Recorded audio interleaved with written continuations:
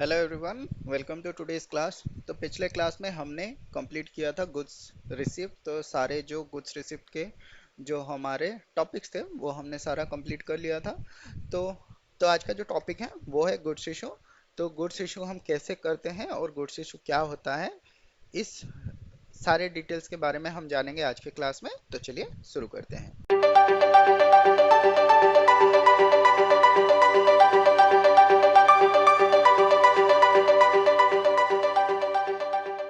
तो goods issue normally होता क्या है? तो गुड्स इशू नॉर्मली, जैसे कि इसका नाम ही बता देता है, गुड्स और इशू। तो गुड्स हमको इशू करना रहता है, तो हम कोई भी मटेरियल को जब हम इशू करेंगे तो उसको हम बोलते हैं गुड्स इशू। तो गुड्स इशू जो है आप किसी भी पर्पस के लिए कर सकते हैं। तो जैसे कि आपका कोई प्रोडक्शन ऑर्डर हो गया, या फिर कोई परचेज ऑर्डर, या फिर सेल ऑर्डर हो गया, कोई मटेरियल डॉक्यूमेंट के साथ भी अगर आप चाहें तो उसको गुड्स इशू कर सकते हैं। या तो आप कोई रिजर्वेशन के लिए अगर रखना चाहें कोई मटेरियल, तो उसके लिए भी जो है उसको इशू कर सकते हैं। या तो फिर आपको अगर कोई कॉस्ट सेंटर को अगर इशू करना है तो वहाँ पे भी आप इशू कर सकते हैं। और अगर आप ऐसे ही अगर कोई मटेरियल खराब हो रहा है तो उसको क्या कर सकते हैं, स्क्रैप के लिए भी इशू कर सकते हैं। तो ये सारे जो चीज़ है हम गुड्स इशू में कर सकते हैं। तो पहला जो टॉपिक है गुड्स इशू में, वो है हम कैसे गुड्स इशू कर सकते हैं प्रोडक्शन ऑर्डर के लिए। तो जब भी हमारा क्या होता है, कोई भी प्रोडक्शन ऑर्डर बनता है, तो प्रोडक्शन ऑर्डर में नॉर्मली क्या होता है, एक हमारा फिनिश्ड कंपोनेंट होता है और उसके कुछ रॉ मटेरियल्स होते हैं जिससे वो फिनिश्ड मटेरियल बनता है। तो हमको क्या करना है, जब हमको वो रॉ मटेरियल चाहिए फिनिश्ड ऑर्डर बनाने के लिए, फिनिश्ड कंपोनेंट बनाने के लिए, हमको क्या करना पड़ेगा, स्टोर से रॉ मटेरियल जो है वो इशू करना पड़ेगा with respect to production order. तो पहले चलिए देखते हैं क्या होता है प्रोडक्शन ऑर्डर, हम कैसे प्रोडक्शन ऑर्डर बना सकते हैं।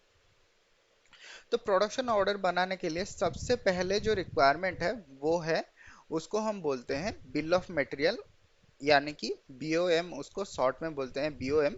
तो बिल ऑफ मटेरियल होता क्या है, नॉर्मली अगर हमारा कोई मटेरियल हम क्रिएट करने के लिए हमको कोई रॉ मटेरियल चाहिए, रॉ मटेरियल का कोई अगर हमारा सीक्वेंस या फिर कोई कंपोजिशन है, जैसे अगर हम कोई मटेरियल बना रहे हैं उसके लिए हमको दो कंपोनेंट ए का चाहिए, एक कंपोनेंट बी का चाहिए। तो हमको क्या करना पड़ेगा, पहले उसका एक बिल ऑफ मटेरियल बनाना पड़ेगा फिनिश्ड मटेरियल के साथ। उसके बिल ऑफ मटेरियल यानी कि एक हमारा रहेगा पेरेंट मटेरियल जो कि हमारा है फिनिश्ड मटेरियल, और दो या तीन या पांच या जितना भी आपका कंपोनेंट चाहिए, रॉ मटेरियल चाहिए, वो पेरेंट मटेरियल बनाने के लिए उसको हम बोलते हैं चाइल्ड मटेरियल। तो आप क्या कर सकते हैं, एक बिल ऑफ मटेरियल बना सकते हैं। बिल ऑफ मटेरियल बनाने के बाद आप क्या कर सकते हैं, प्रोडक्शन ऑर्डर के लिए डाल सकते हैं। तो हम पहले चलिए देख लेते हैं बीओएम कैसा होता है, बीओएम में मटेरियल कैसे हमारा दिखता है। तो हम उसके लिए चलिए जाते हैं, उसके लिए हम जाते हैं CS03 में। ये डिस्प्ले, ये हमारा जो डिस्प्ले मटेरियल बीओएम है। तो मटेरियल का जो बीओएम ऑलरेडी है हम उसको देखेंगे। हम यहाँ पे बीओएम क्रिएट नहीं कर रहे हैं, हम जस्ट देख रहे हैं। तो हम यहाँ पे कोई भी एक मटेरियल सपोज ले लेते हैं और प्लांट यहाँ पे ले लेते हैं, और यहाँ पे बीओएम का जो यूसेज है उसको 1 ले लेते हैं। तो यहाँ पे हम इसको एंटर कर लेते हैं। तो यहाँ पे आपको दिख रहा है कि मटेरियल P200 जो कि हमारा मटेरियल का जो डिस्क्रिप्शन है वो है पंप। तो पंप बनाने के लिए हमको ये जो आइटम है, ये हमको आइटम चाहिए, ये 7 आइटम हमको चाहिए। ये असेंबली ड्राइंग, ये मटेरियल नहीं है, ये जस्ट एक ड्राइंग होता है। तो यहाँ पे हमको जो मटेरियल है वो आप यहाँ पे देख सकते हैं 10 20 30 से लेके 70 तक है। तो पहला जो है वो स्पाइरल केसिंग है, फिर फ्लाईव्हील है, फिर शाफ्ट है, फिर इलेक्ट्रॉनिक्स पार्ट कुछ है, फिर बियरिंग है, फिर सपोर्ट बेस है, फिर सीट मेटल है। तो यहाँ पे इतना सारा जो आइटम है हमको चाहिए कौन सा मटेरियल बनाने के लिए, ये P200 बनाने के लिए। तो यहाँ पे हमारा बीओएम जो है वो ऑलरेडी रेडी है। तो हम इसके लिए चलिए क्या करते हैं, एक प्रोडक्शन ऑर्डर बनाते हैं।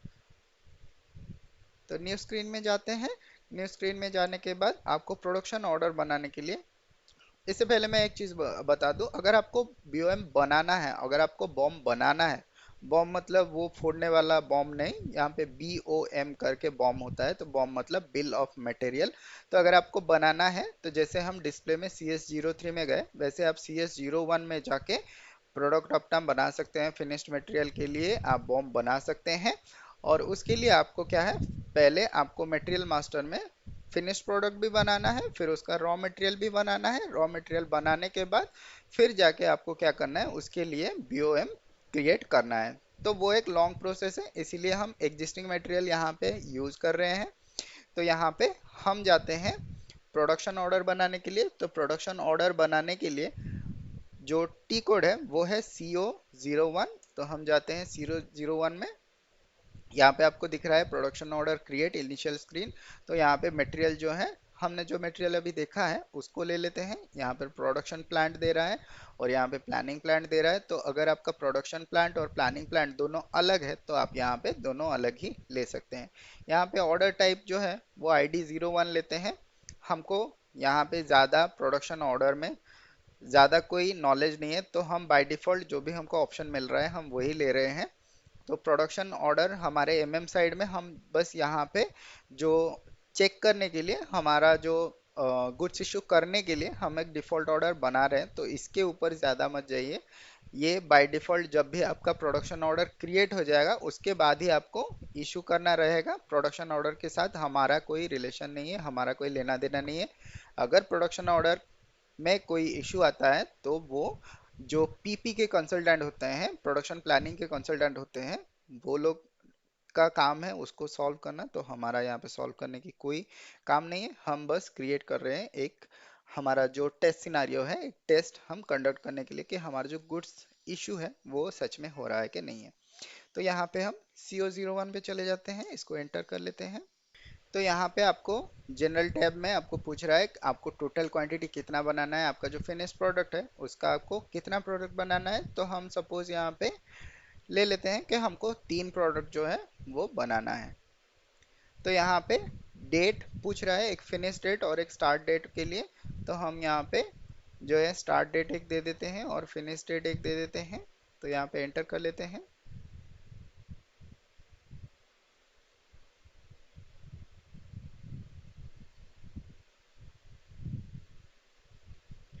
तो यहाँ पे हमने डायरेक्टली एंटर कर लिया, इसलिए यहाँ पे रिलीज जो है वो ऑटोमेटिकली हो गया है। तो अगर आप एंटर करने के बाद यहाँ पे इस ऑर्डर को रिलीज करना चाहें तो यहाँ पे ये रिलीज फ्लैग है, तो यहाँ पे फ्लैग पे आप क्लिक करेंगे तो आपका जो ऑर्डर है वो रिलीज हो जाएगा। जब तक आपका ऑर्डर रिलीज नहीं होता है तब तक आपका जो ऑर्डर है उसको आप सेव नहीं कर सकते हैं। तो ये नॉर्मली रहता है, शेड्यूल करने के बाद फिर इसको रिलीज करना पड़ता है। तो यहाँ पे आप जाके यहाँ पे कंपोनेंट ओवरव्यू में क्लिक करके यहाँ पे मटेरियल का जो लिस्ट है वो आप चेक कर सकते हैं। तो यहाँ पे हम ये जो कंपोनेंट्स ओवरव्यू है उस पर अगर क्लिक करते हैं तो हमारा जो आइटम लिस्ट है इसको बनाने के लिए जो भी रॉ मटेरियल चाहिए वो BOM से कॉपी होके यहाँ पे आ गया है। तो आप यहाँ पे देख सकते हैं जो हमारा 7 कंपोनेंट है वो ऑटोमेटिकली कॉपी होके आ रहा है। तो हम इसको सेव कर लेते हैं।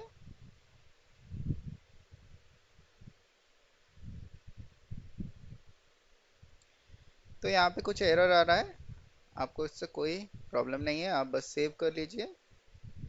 तो यहाँ पे हमारा प्रोडक्शन ऑर्डर जो है ये सेव हो गया है। अगर आप प्रैक्टिस में कर रहे हैं तो आपको काफ़ी ज़्यादा इशू आएगा, काफ़ी ज़्यादा आपको एरर दिखाएगा। आप जब ऑर्डर सेव कर रहे हैं तो आपको जो भी इशू आता है या जो भी आपको एरर शो करता है वो आप प्रैक्टिस के टाइम पे अगर आपको सोल्यूशन नहीं मिल रहा है तो आप कमेंट सेक्शन में पूछिए, मैं ज़रूर ट्राई करूँगा आपको उसके सोल्यूशन बताने के लिए। तो हम यहाँ पे ये जो प्रोडक्शन ऑर्डर है इसको हम कॉपी कर लेते हैं।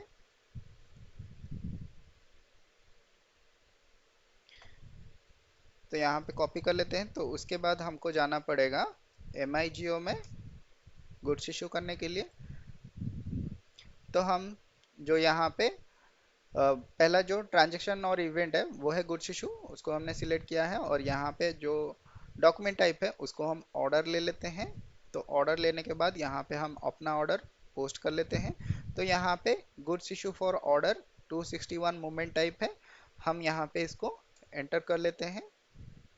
तो आप यहाँ पे देख सकते हैं हमारा जो लाइन आइटम है वो यहाँ पे सारे कॉपी होके आ रहे हैं। तो हम यहाँ पे बस क्या करते हैं, आइटमों के सिलेक्ट करते हैं,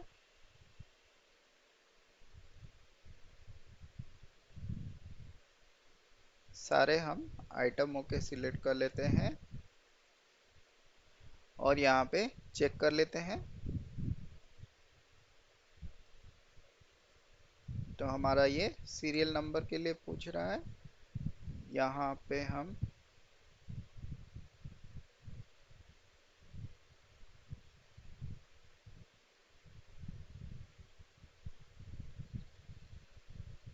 यहाँ पे सीरियल नंबर हम कुछ भी दे देते हैं, सपोज 1 1 2 3 दे देते हैं। इससे कोई प्रॉब्लम नहीं है क्योंकि हमारा जो सिस्टम है वो डमी सिस्टम है, तो हम इसको सेव कर लेते हैं।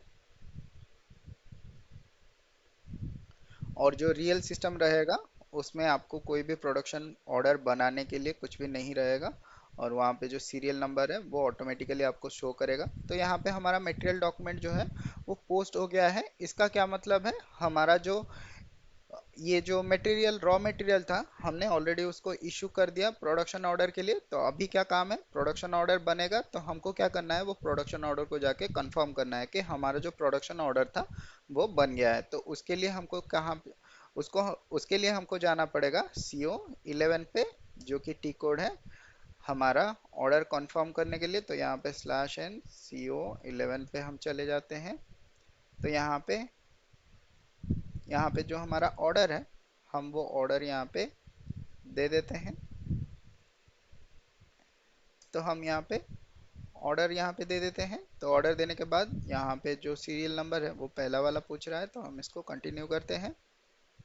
कंटिन्यू करने के बाद यहाँ पे कंफर्मेशन के लिए पूछ रहा है, तो हम यहाँ पे ये जो ईल्ड है ये 3 है, तो यहाँ पे हम इसको सेव कर लेते हैं। तो यहाँ पे कुछ एरर बता रहा है, तो इससे कोई हमको प्रॉब्लम नहीं है। तो इस पे अगर डबल क्लिक करेंगे तो वो एक, जैसे ये हमारा परफॉर्मेंस असिस्टेंट खुल रहा है वैसे ही खुले, यहाँ पे आके यहाँ पे आपको एक मैसेज देगा और आपको डायग्नोसिस जो है वो भी बता देगा क्या प्रॉब्लम है, और प्रोसीजर भी बता देगा आप कैसे इसको सॉल्व कर सकते हैं। तो यहाँ पे आप इसको चेक कर सकते हैं, हमने सेव चेक कर लिया है। तो यहाँ पे हम इसको सेव कर लेते हैं। तो हमारा जो ऑर्डर है वो कंफर्म हो गया है। तो अभी मतलब हमारा जो फिनिश्ड प्रोडक्ट है वो हमारा रेडी हो गया है। तो अभी हमारा जो काम है वो क्या है, हमको अभी GR करना पड़ेगा। तो उसके लिए हम क्या करते हैं, उसके लिए हम जाते हैं फिर से माईगो में। तो MIGO में जाने के बाद यहाँ पे हम क्या करेंगे, गुड्स शिफ्ट करेंगे, विथ रिस्पेक्ट टू ऑर्डर करेंगे। तो यहाँ पे जो ऑर्डर है उसको हम डाल देते हैं। यहाँ पे जो मोमेंट टाइप है वो ऑलरेडी 101 सिलेक्ट होके आया है, तो हम इसको एंटर कर लेते हैं। तो एंटर करने के बाद आप यहाँ पे मटेरियल पे देख सकते हैं पंप जो है वो यहाँ पे ऑलरेडी सिलेक्ट होके आया है। तो यहाँ पे क्वांटिटीज पे भी आप देख सकते हैं, यहाँ पे 3 क्वांटिटी जो है वो हो सिलेक्ट होके आ रहा है। यहाँ पे वेयर टैब में हमारा जो स्टोरेज लोकेशन और प्लांट लोकेशन वो ऑलरेडी यहाँ पे सिलेक्ट होके आ रहा है। तो हम बस इसको आइटम ओके सिलेक्ट करते हैं और इसको चेक कर लेते हैं। तो यहाँ पे हमारा डॉक्यूमेंट जो है ओके है, तो हम इसको सेव कर लेते हैं।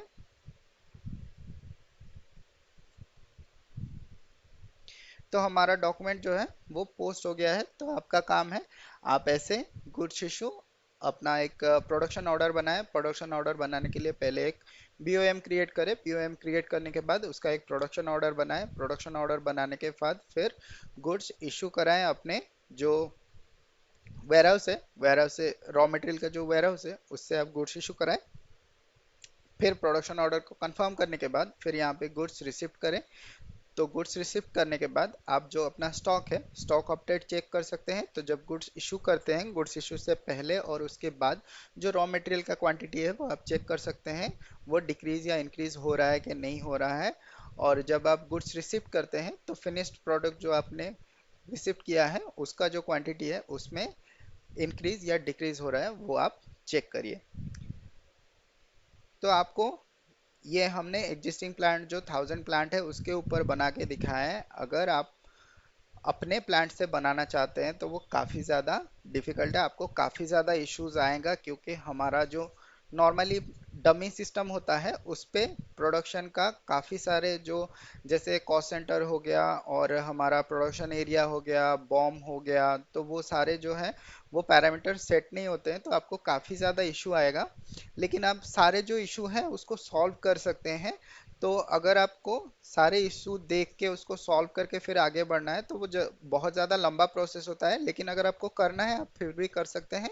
और आपको जो भी इशू आए during this creation of or during this testing of this type of goods issue, तो अगर आपको कोई भी इशू आता है तो आप जरूर कमेंट सेक्शन में पूछें या तो फिर ग्रुप में पूछें, तो वहां पे मैं आपको सॉल्यूशन देने की जरूर कोशिश करूंगा। जो यहाँ पे आई होप आपको ये पार्ट समझ में आ गया होगा।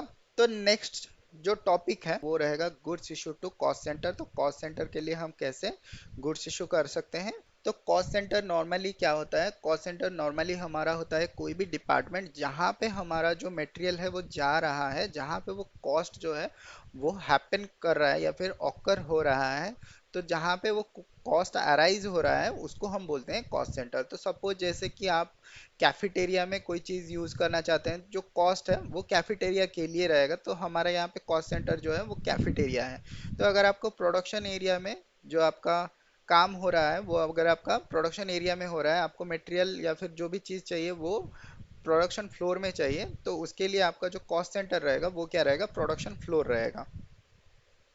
तो ऐसे ही आप क्या कर सकते हैं, अपना जो कॉस्ट सेंटर है वो आप क्रिएट कर सकते हैं। तो कॉस्ट सेंटर क्रिएट करना हमारा काम नहीं है, बहुत ही लेंदी प्रोसेस है। अगर आप 1000 प्लांट में करना चाहते हैं तो 1000 प्लांट में ऑलरेडी काफ़ी सारे जो कॉस्ट सेंटर हैं वो ऑलरेडी अवेलेबल होंगे। तो आप जाके KS03 में देख सकते हैं कौन सा वाला कॉस्ट सेंटर जो है वो अवेलेबल है, आप वहां से जाके देख सकते हैं। जो टी कोड है वो है KS03, वहां से आप जाके देख सकते हैं। तो यहाँ पे हम क्या करेंगे, गुड्स इशू करेंगे कॉस्ट सेंटर के लिए। तो हमारा एक कॉस्ट सेंटर ऑलरेडी हमने बनाया हुआ है, और कॉस्ट सेंटर क्रिएशन का अगर वीडियो चाहिए तो हम उसका एक सेपरेट वीडियो डालेंगे। अगर आप कमेंट सेक्शन में पूछते हैं, अगर आपको ज़रूरी है कैसे आप कॉस्ट सेंटर बना सकते हैं, आपको अगर वो वाला टॉपिक भी कवर करना है अगर चाहिए, हालांकि वो हमारे से रिलेटेड नहीं है, वो FI का सेटिंग है, फिर भी आपको अगर आपको जानना है तो आप ज़रूर कमेंट सेक्शन में बताइए। मैं ट्राई करूंगा उसके लिए एक सेपरेट वीडियो बनाने के लिए कि कॉस्ट सेंटर कैसे बनाते हैं। तो हम चलते हैं MIGO में। तो MIGO में जाने के बाद यहाँ पे हम सिलेक्ट करते हैं गुड्स इशू। तो यहाँ पे हमारा जो ऑप्शन है वो है अदर। तो हम यहाँ पे अदर जो है, अदर में सिलेक्ट करने के बाद यहाँ पे जो मूवमेंट टाइप है वो 201 है। तो यहाँ पे 201 हम जब सिलेक्ट करेंगे तो यहाँ पे ये आपको बता रहा है goods issue for cost centre. तो यहाँ पे मटेरियल पे हम जाते हैं और अपना जो मटेरियल है वो ले लेते हैं। तो यहाँ पे हम एंटर कर लेते हैं। तो यहाँ पे क्वांटिटीज में जाते हैं, सपोज हम जो इशू है वो हम 20 क्वांटिटीज का इशू जो है वो करना चाहते हैं। और यहाँ पे प्लांट जो है वो हमने सिलेक्ट कर लिया अपना। और यहाँ पे नेक्स्ट जो ऑप्शन है वो है अकाउंट असाइनमेंट। तो अकाउंट असाइनमेंट में जो आपने कॉस्ट सेंटर क्रिएट किया है वो आपको यहाँ पे एंटर करना पड़ेगा। तो हम यहाँ पे जो हमारा क्रिएट किया गया कॉस्ट सेंटर है वो हमने एंटर कर रहे हैं यहाँ पे। तो इसको एंटर कर लेते हैं। एंटर करने के बाद यहाँ पे आप आइटम ओके चेक सिलेक्ट करके यहाँ पे चेक कर सकते हैं। तो यहाँ पे हमारा डॉक्यूमेंट जो है वो ओके आ रहा है, तो हम इसको सेव कर लेते हैं।